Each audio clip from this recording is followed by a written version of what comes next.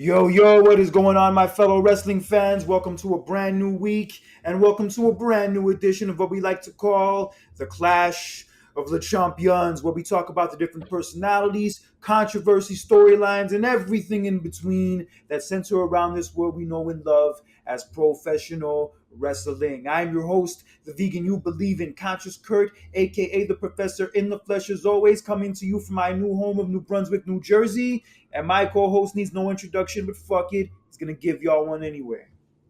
That's right, ladies and gentlemen. This is his tag team partner, Jonathan Randall, the adventurer at your guys' service. The last time we talked to you, we were in the month of August, and we're now finally in the month of September. It is not exactly fall time, but hey, it's on the horizon. I'm excited as always. Football season just started, and it's our special recap episode of the Premium Live events, and it's a recap of Bash in Berlin that took place this past Saturday in Berlin, Germany. Yes, Bash in Berlin did take place last Saturday. Berlin, Germany started early as hell at 1 o'clock in the afternoon, so obviously I missed it watching live. But I did go back and watch it a couple hours later after my day was over, and I watched it live. that's what's up. I'll say it was a good show, but overall it was very predictable, and many people are kind of calling it a house show with a bigger budget. True, nice venue, nice crowd. I love the entrance for this event.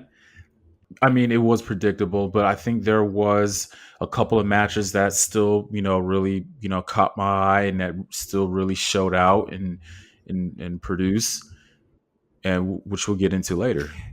Yeah, but overall, I'll say like the best way I could compare Bash in Berlin is a little bit better than those Insurrection and Rebellion UK shows they used to do Mm. back in the day. It was kind of a little better than that, but Mm. like I said, like the show after watching it, it wasn't really a show I would go out of my way to watch multiple times. I think there was one match that I saw that I'm like, you know what, I would kind of, would like to rewatch again. So with that being said, let's get into kind of what happened in Bash in Berlin. Let's run down everything that took place. So in the opening match for the WWE Championship, we had Cody Rhodes defending against Kevin Owens. This was an interesting match. It was a pretty good match, and we all found out that this is going to be the opening match. I think was earlier that day, but this match went on around 20 minutes. And one of the things I love about this match is how it started off a little bit slow. They mat wrestled for a little bit, and they picked it up. Longer the match went on, they picked it up. They pick up the pace, and I love those kind of matches. But this was, pretty good match, and it looked like Kevin Owens mostly had the offense momentum, early on in this match.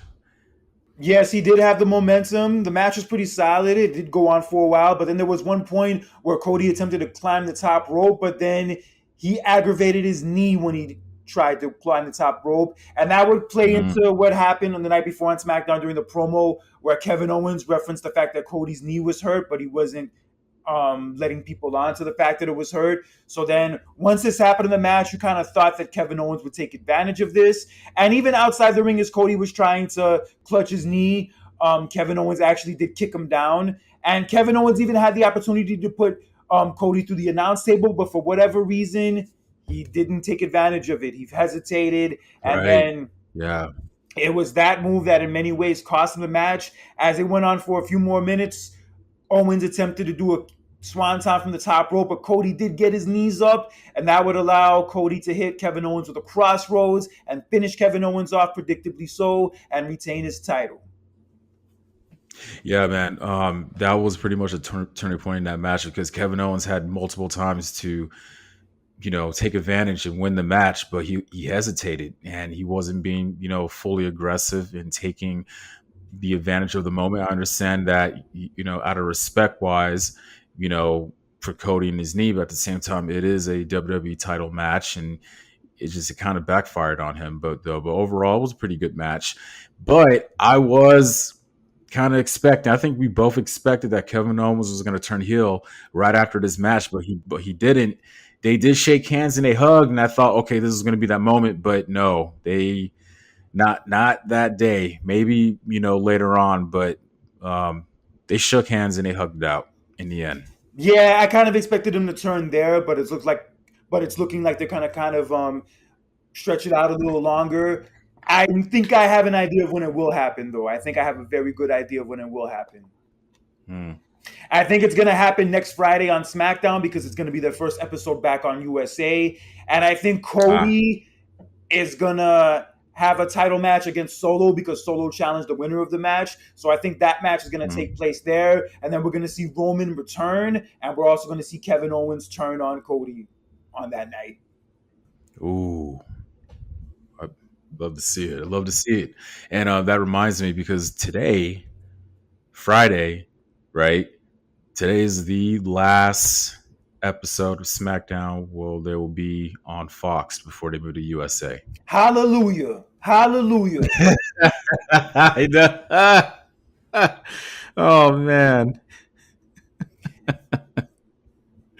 Yeah, we're all happy, man.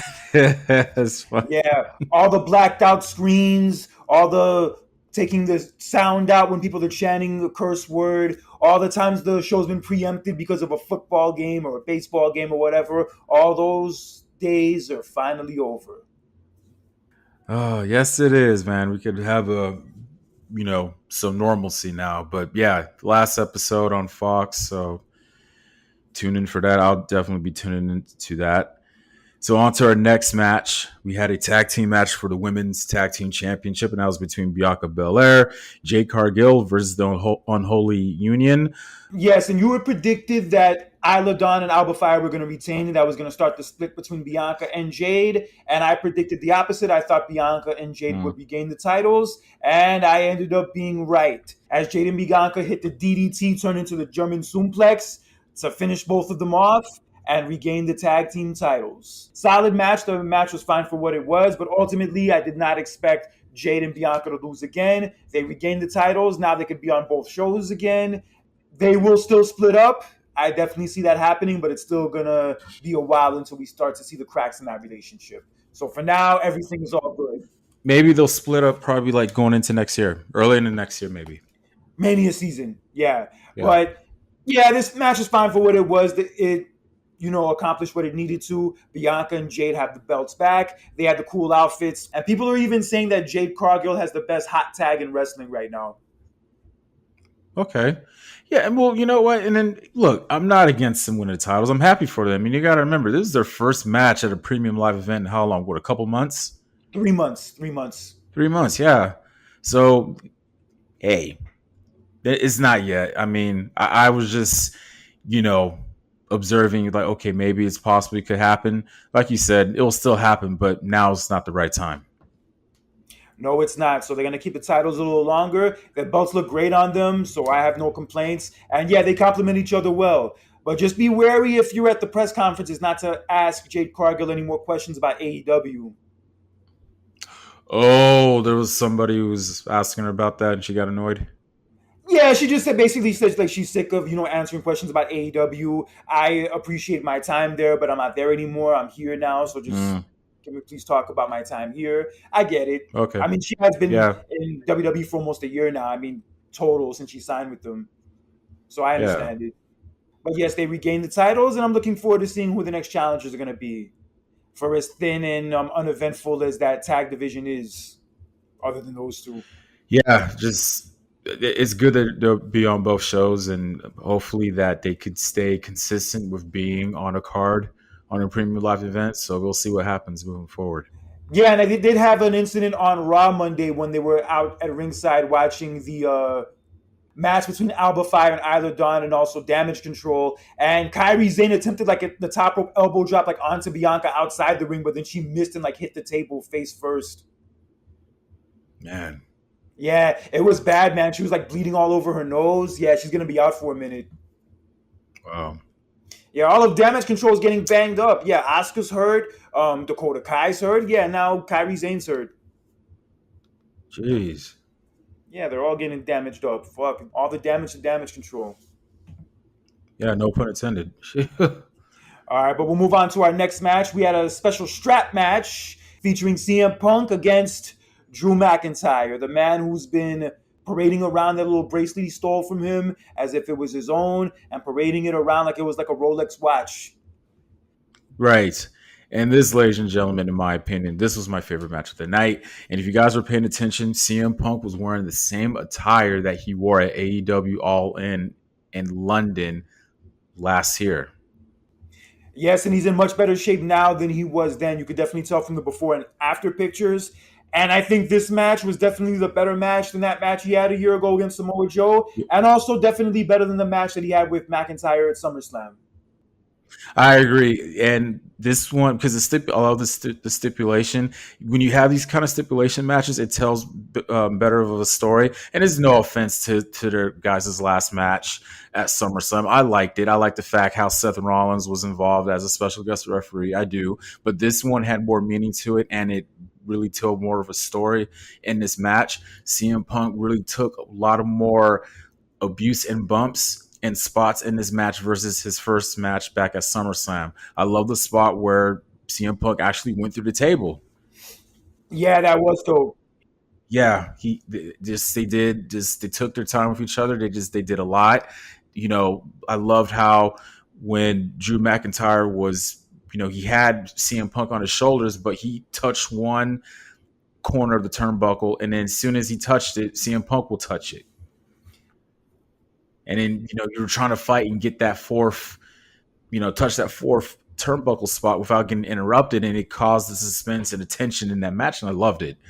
But, just overall, you knew like CM Punk needed to get a win. And I loved how he put Drew McIntyre in a sharpshooter. 4 times. It looked like, was it 4 times where CM Punk did the GTS to Drew McIntyre? 4 times? Just about, it was about three, I think. Yeah, he did it to him 3 times as he was like dragging him to the four corners to touch them in order to win. So yeah, he ended up doing it to Drew McIntyre 3 times and then dragged his ass to the fourth corner, touched the turnbuckle, and CM Punk won his very first televised singles match in 10 years, beating his worst arch nemesis in the process. Yes, loved it. Loved the match. My favorite match. Great match. And And he took the bracelet back too, and he also yeah, took back the bracelet. yeah, yeah, he did. Good for him. But so after the match, he was interviewed and he was talking about how like this feud is over and now he's gonna go after the gold now, go after becoming world champion. And I don't want to jump ahead too far. We'll get into that later because I already knew when the match was over. I knew that this feud is not over yet. Feuds really don't end with a 1-1 tie. So overall, I love the match, and yeah, this feud is not over. So we'll get into that later. Moving on. Yeah, the match was fun. I definitely expected Punk to win because Drew McIntyre won the first match. And yeah, it delivered. The match definitely lived up to what we thought it would be. And yeah, no complaints. But we'll get Yeah. into what happened between the two of them on Raw in a few minutes. And in our next match, we had the mixed tag between the Terror Twins of Rhea Ripley and Damian Priest taking on the new version of Judgment Day, WWE's new hottest couple, Dominic Mysterio and the Women's World Champion, Liv Morgan. Well, I predicted that, I want to have more heat on Dominic Mysterio and Liv Morgan, though, but I was wrong, though. Damian Priest and Rhea Ripley got the win. And when I look back at it, I was like, you know what? I think there was the right decision for them to get the win moving forward, what they need to do, especially with this next premium live event coming up in a month, which I cannot wait for. But yeah, they needed to get the win. But I was right. There would be interference. Judgment Day interfered, and more importantly, Finn Balor got interfered too. And I thought Finn Balor interference will cost him the match, though, but it didn't happen. There was this one point in the match that I really liked a lot where Rhea Ripley actually put Dominic Mysterio in the leg scissors. It was kind of like reminiscent to when she did that to him before, like before Dominic joined Judgment Day. And the look on Dominic's face, like when he was trapped in that leg scissors, Yeah. that shit was priceless. He was screaming for his That was life. hilarious. My chicken fingers, my chicken fingers, my chicken fingers. Liv, help. Catch up. But no, Barbecue sauce. the pop, though. But it was a And huge I pop, love, though, when that happened. yeah, and also when Dominic got clothesline 360 by Damian Priest on top of the announce table, that shit was sick. It was. And then the match ultimately ended with Rhea Ripley hitting Liv Morgan with the Riptide, finished her off with hands down the best pin in all of wrestling right now. And got the Terror Twins the win. Yo, seeing her pin people the way she does, yo, I will never get tired of that shit. Nobody will. And I think there's a name for it now. It's called the pretzel pin. I thought it was gonna be called Paradise, but never mind. No, it was pretzel pin or something like that. Yeah. I never wanted to be a pretzel so bad in my life. Oh god. The one at Auntie Anne's at the mall, Kurt. Yes, they are vegan friendly, so I could have some of those. Okay. Yeah, but anyway, I mean, like I said earlier, this was needed, and again, I predicted wrong because I thought this was, if Liv Morgan and Dominic was going to get a win, get more heat though, but no, I think Damian Priest and Rhea Ripley needed to get even after what happened to them, and that's good. But they will definitely try to even the score for the next upcoming premium live event at Bad Blood. So we'll see what's going to happen moving forward with that. Yes, but on to the main event. Yes. For the World Heavyweight title, we had the close enough to hometown boy Gunther defending his world title against Randy Orton. Yes. And I liked how Ludwig Kaiser did the introduction for Gunther, considering that he's from Germany. Yo, that's perfect. Okay. Yeah, but before that, what happened? I love the camera angle for Randy Orton's entrance when he was walking down and the lighting. I love that. Yeah, it was great. Yeah, his whole entrance was dope. He even said he was flying his wife out for that show because he wanted his wife to like experience like that atmosphere. Ah, that's good for him. Good for him. But yeah, I even tweeted it on during the match. You follow us on Twitter, ladies and gentlemen, at the Champs Clash. But yeah, I loved how no offense to Samantha Irvin, I'm sorry, I love you, but at that place close to Gunther's home country, it was the right thing for Ludwig Kaiser to announce Gunther in the ring. Now I laughed and I was kind of like, oh man, poor Samantha though, but nah, like you need to let him have this moment. So I'm sorry, but She'll be fine. She still gets paid the same. yeah, I know, but still, but anyway, overall, it was a pretty decent match. I liked it for what it is. 34 minutes. That's how long the match was. I would say it's more than decent from the effort they were putting in and how long it went. I would say it was definitely more than decent, even if you knew the outcome and you weren't surprised by the outcome. Yeah. The match is still good, but the only thing I will say, it was probably overall better for the crowd there as opposed to us watching. I agree, yeah. But do you think that this match was better than their one at the King of the Ring? In a way, yes. In a way. Okay. But the match ultimately ended, surprisingly, with Gunther trapping Randy Orton in a sleeper, and then Randy Orton failed to answer the 3 count, and the referee stopped the match, and Gunther retained. Gunther's been using that headlock submission now lately. He used it that SummerSlam, and he used it now.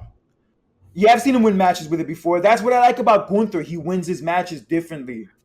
Yeah. He'll use a top rope splash. He'll use a lariat. Yeah, it kind of reminds me how, like, when John Cena was, champion, during his early days on Raw, and, you only had the FU, but he started to use the STF. He had a submission, move to, in his repertoire to end his matches. So it's kind of like the same thing what Gunther's been doing. Like usually he has like that power bomb move, what he does usually early on, though. But now he's been using that headlock as a submission move to finish off his opponents. I love it. One thing that did surprise me though, Gunther and Randy Orton shook hands. Yes, they did. Yeah. Randy Orton shook his hand at the end out of respect, and Gunther ended the show in celebration and retaining the title. And yeah, I figured that's the way the show would end. Yeah. No surprise. Yeah. So yes, that was Bash in Berlin. Show was fine for what it was. Like I said, it was a good show, but I wouldn't call it a classic. That's all I'll really say. Okay. Overall, out of 10, what would you give this event? I guess a 6, maybe 7. Yeah. Okay. I say for me I say like a 7.5 out of 10.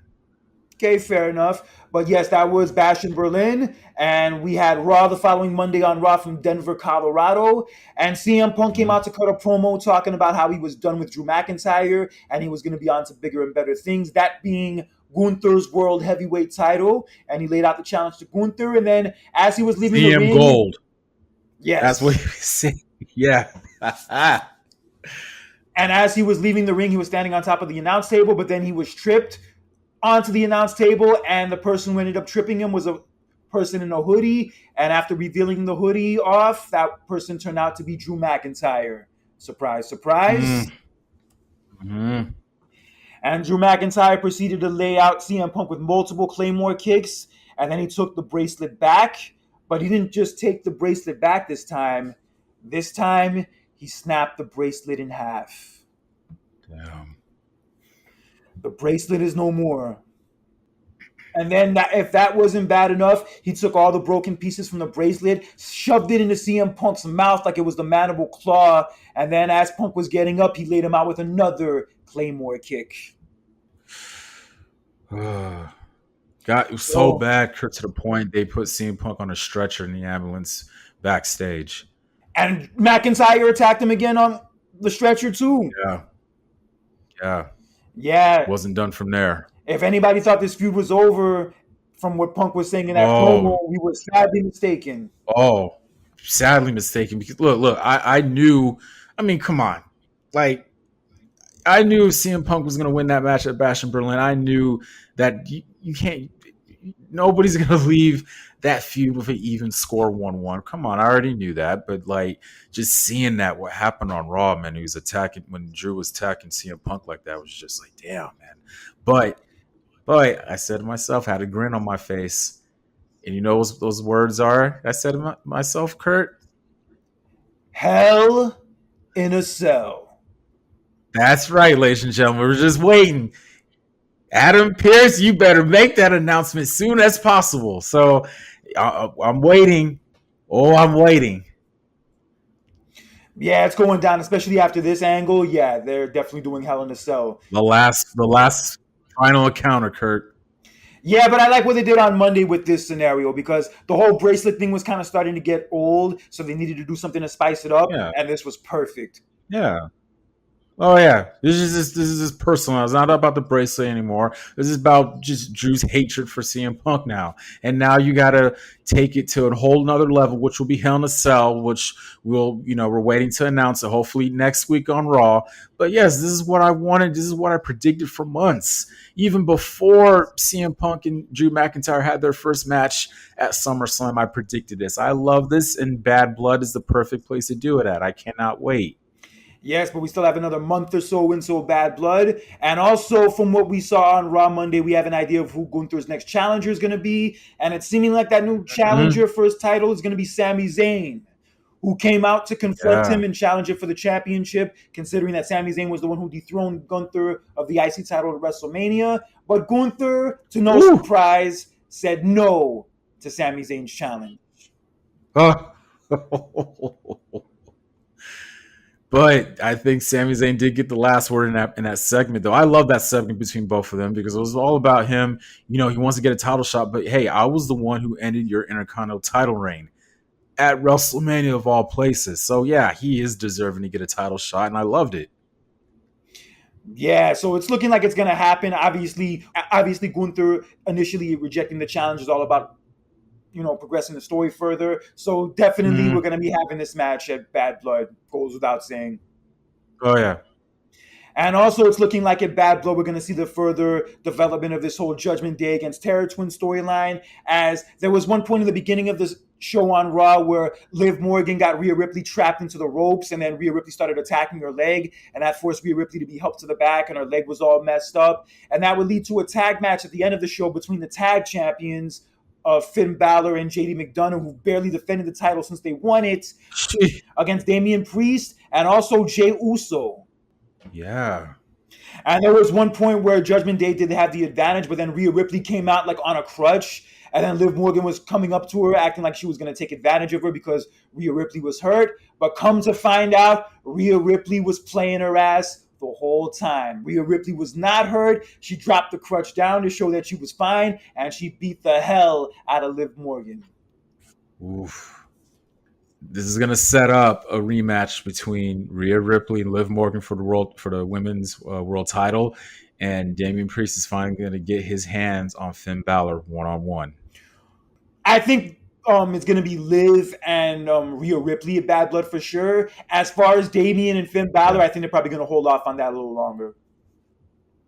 Oh, Because they can only do 6 matches at this show, and I feel like they already have already 3 so far with the Hell in a Cell, the title match, the women's title match, and then whatever is on SmackDown. So that's probably going to be like another 3. So I feel like Damian and Finn's probably going to be bumped to like another show. okay. Well, I don't know, man, because they kind of, Finn Balor's just been playing cat and mouse with Damian Priest for a while now, so it's kind of like almost been a month now. So it's like, when is it going to happen? So Yeah, but one person who we won't be seeing on Raw anymore is one Odyssey Jones. As Monday, he was removed from WWE's internal roster, which sounded kind of strange.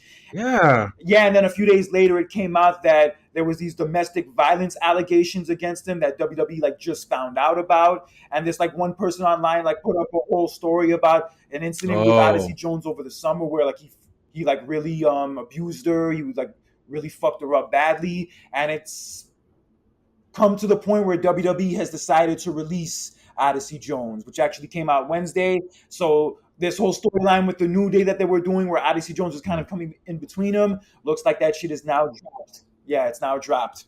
scrapped. Damn, bro. Talk about your bad timing. Talk about your bad fucking timing, son.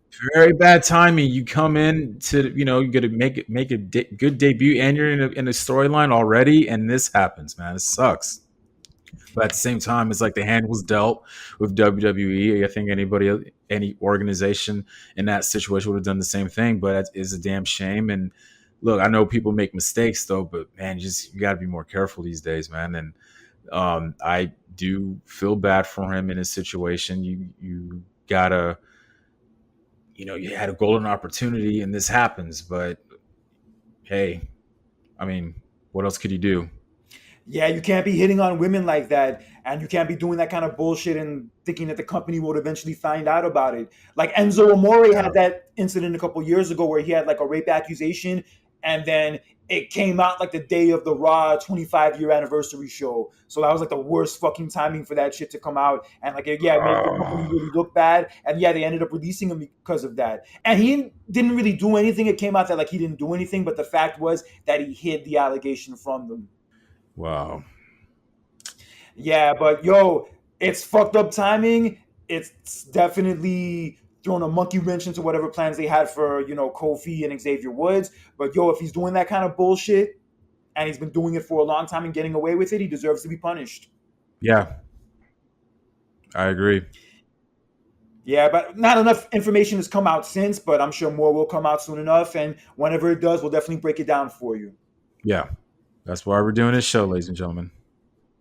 Yes, but one person who will be on Raw this coming Monday from Calgary, I can't wait for this. The Yeah. legend, the icon, the GOAT, Bret the Hitman Hart. Yeah, I found out on Twitter that he will be making an appearance on Raw since it's in Calgary. And yeah, I can't wait to see that. Yeah, he hasn't been on Raw in a while. Good shit. I'm looking forward to Yeah, seeing it. that is true. He hasn't been on there in a while. Also, the trailer dropped for the Vince McMahon Netflix docuseries yesterday. Yes, And yeah, this shit's ladies and going to be gentlemen, juicy. This shit is going to be juicy. it son. is.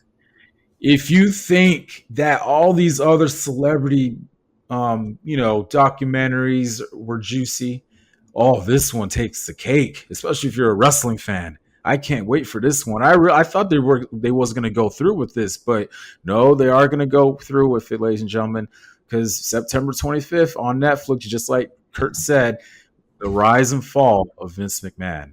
And despite whatever personal reasons you have with him, at the end of the day, he's probably the biggest influencers of all of professional wrestling. We need to see, no, we need to hear about his story. More importantly, you even told me this earlier, Kurt, how you're looking forward to what the other wrestlers are going to say in their interviews about this man. That's what I'm looking forward as well. And according to Conrad Thompson, he said that the whole piece is like a certified burial of Vince. Kind of like the self Ooh, destruction of Ultimate Warrior DVD was for Ultimate Warrior. That's basically what this is yeah. going to be from what he said. Oh man, is this gonna be like a one full on like film, or is this like separated into parts? It's a 6-part series. It's kind of like the Surviving R. Kelly shit. Right, right, right. Like how most documentaries are, in parts. So yeah, I was just wondering. Man, six. Yeah, I mean, hey, that's enough though. But it's a lot to cover. But it is definitely enough and a lot to get into and to dive into. yeah, but regardless of what you think about Vince, that story is definitely one that should be watched. And I will say, like I've said before, and I'll say again, my thing with the whole Vince thing is you can still acknowledge the good things that he did, all the big Mhm. things he did for wrestling, for making wrestling as big as it is. But you also have to acknowledge the grimy ass shit that he did and the evil ass shit that he did. Both are part of his legacy. Regardless of whether you are a fan of his or not a fan of his, you can't ignore either one. No, you can't. Like I said, you can't. I mean, nobody will. But at the same time, I mean, in the business side of things, like I said earlier, he is like one of the biggest influencers, like the just words can't describe of how much of a, just how much, influence this dude was in professional wrestling. You know what I mean? And this was his dad's company, man. Like from the territorial days up until now, he's the reason why this company is big as it is now. Yeah, whether you like him or not, you have to acknowledge Yeah. that he's the reason why many of us became fans. But unfortunately, over the last 20 years, he's been the reason why a lot of us stopped being fans and also found it challenging to stay fans. And he definitely deserves Hmm. flack for that too. But we'll get more into the Vince thing as it comes closer to it coming out and when it does come out. But speaking of polarizing figures in wrestling, Hulk Hogan was on the douchebag fuck Logan Paul's podcast recently, and he basically compared like the fans like forgiving him and the fans giving him another chance to the Chris Benoit situation. And basically what he said was that if the fans can forgive Chris Benoit, fans are so forgiving. Fans have forgiven me. Fans have taken me back. If they can forgive Chris Benoit, basically what he said, then they can forgive me too. Why is he comparing that situation to Chris Benoit? And also, why does he think fans have forgiven Chris Benoit? Just because maybe some of us still watch his matches and acknowledge certain moments he had, that doesn't mean we forgive him or think that he didn't do what he did or that we don't acknowledge that he did what he did. Nah, just because we talk about somebody, that does not mean we forgave them. There is no comparison to just the fact that he brought it up and made a comparison. It was just weird because you got to remember, dude, Chris Benoit murdered his own wife and his kid. It was a double murder suicide. I don't see the comparison in that. I thought that's just a little that's way off. He's trying to compare it to like how like the fans are forgiving him for making the mistakes that he's made, specifically probably the racist rant that he went on. So he was like kind Oh, of like saying still in no that sense, like comparison. if fans can Still, forgive Chris Benoit, yeah, nobody was fucking with Hogan for what he said in this situation. Nobody in their right mind, at least. Yeah, it's just another example of just Hogan just making a dumbass of himself and putting his foot in his mouth. And he even said in that same interview that while he was in WCW, he never once used his creative control clause. that's a lie. The lie detector says Yeah, that is a sure. lie. Sure, Nick Cannon and Madonna are virgins. Yeah, it just goes back to what I was saying earlier. There is no comparison to Chris Benoit. I just thought it was weird because, for one, when the whole allegations came about of Benoit, WWE just removed pretty much everything because all its accomplishments and everything from WWE, right? They didn't do that with Hogan, with the whole racial allegations and all that. It's not like they, you know, oh, him beating Andre the Giant at WrestleMania 3 really didn't take place and stuff like that. You know what I mean? So there is no comparison. I thought that was just weird and an odd thing to say. Yeah, he's just like really getting on that whole Trump Fox News bandwagon now, just saying the most outlandish, dumbest shit. I guess maybe in a way to get reactions out of people. But yo, I just hear this dude talk and just hear the dumb things he says, and I'm like, this shit is embarrassing. And I just look at him and I say, yo, I used to be a fan of your ass, your old dumbass. There's probably Yeah. nobody prouder I am of making a rap diss to. I should write another one about Hogan. Maybe I will, but it is what it is. Before we get out of here, though, I just wanted to mention that Victoria actually recently announced that she signed a new deal with WWE, kind of like Yes. a merchandising deal. Yeah. Yeah. Yeah. Like it's like a Legends deal, right? That's what it's called. Yeah, and also Jacqueline just signed a Legends deal with WWE too. Oh, I didn't know that either. I just heard about Victoria though, but that's I haven't heard from Jacqueline in a long time. Wow. Yeah, and also it came out according to TMZ that Nikki Bella is looking to divorce her husband. Makes sense. Oh. Makes Oh. sense. Right. Mm-hmm. Mm. Yeah, he got arrested last week for the domestic violence incident, and yeah, from what it's coming out now, it's looking like she's going to divorce him. And I know this isn't probably a big deal, but apparently Brian Danielson unfollowed him on social media too. Yeah, you can't be fucking around like that, man. Yeah, especially when you have a kid with the lady Oh too, and yeah. you're married. Yeah, that's a major, major no-no. Yeah, and she has every right to want to leave him. Oh yeah. And also, WWE is about to make a big announcement about a live primetime special on NBC, and it's looking like more than likely that announcement is going to be the return of Saturday night's main events. Ooh, please bring it back if it's true, please. Oh my God, Kurt, it's been a long time since we had a Saturday night main event on NBC. When was the last time? 2008. Wow. I wasn't even watching at the time, but I just saw that 2008 was the last time we had Ooh, one. I mean, I don't. Well, I mean, I was though, but at the same time, I don't think I did watch that episode. I think the last episode I watched was 2007. Yeah, the only one I ever watched from the ones they brought back, like in 2006 going on, was that first one in 2006, right before WrestleMania. The one with the Shawn and Shane Yeah, match, and also Shane the, McMahon. Yeah, and that's where like Mickey James officially turned on Trish. Yeah, that was the last one I watched. Actually, the only one I ever yeah. watched, really, like live at least. Yeah, I think that's my all-time favorite one, and also it's JBL and Stone Cold had a beer drinking contest that night. But yeah, I Yeah, think they that's my did. all-time favorite episode. I did like the episode they had the following, later that year, and then the next year was like, but if it's true, they bring it back, that would be amazing. I love it. Yes. A lot of things to love about wrestling these days, and that's why we're here to talk about it, break it down for you, the good, the bad, ugly, and everything in between. But I got to get out of here, actually. John, great chopping it up with you as always. So until next time, for John Yes, Randall, this is Conscious Kurt for another edition of the Clash of the Champions. Take care. Have a good weekend. And remember, don't be an asshole and a douchebag in real life or social media because that bullshit is for the birds. and ladies and gentlemen, as I always say before you leave, take care, God bless, and always be cool. Yeah. Have a good one, guys. Take care.